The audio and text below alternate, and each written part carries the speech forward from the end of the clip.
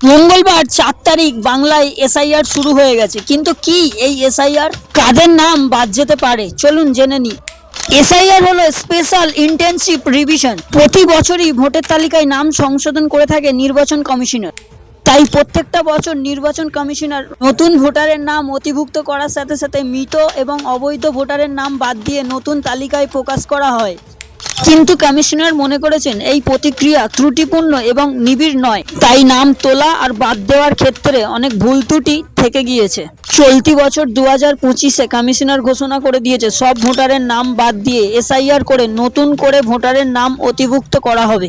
নিশ্চিত করা হবে কোনো বৈধ ভোটারের নাম বাদ না যায় আর একজনও অবৈধ ভোটারের নাম তালিকায় না থাকে। পশ্চিমবঙ্গে 2002 সালে শেষবার এরকম ভোটার তালিকায় সংশোধন হয়েছিল। গত 10-15 বছরে গোটা দেশে আর করেনি এই কাজ কমিশনার। এসআইআর এর জন্য প্রত্যেকের বাড়িতে এনুমেটেশন ফর্ম পৌঁছে দেবে বুথ লেভেলের অফিসাররা, আর সেই ফর্মের সঙ্গে কমিশনারের নীতি অনুযায়ী 11টি নথির মধ্যে একটি নথি দিতে হবে আপনাকে। এই ফর্মটা স্ক্রিনশট মেরে রেখে দিন, কাজে লাগতে পারে।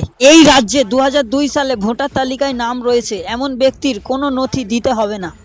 ওই 11টি নথির মধ্যে যে কোনো একটি নথি প্রমাণ করে দেখাতে হবে এবং 2002 সালে বাবা অথবা মায়ের ভোটার তালিকায় নাম রয়েছে তাদেরই নতুন করে ভোটার তালিকায় নাম থাকবে।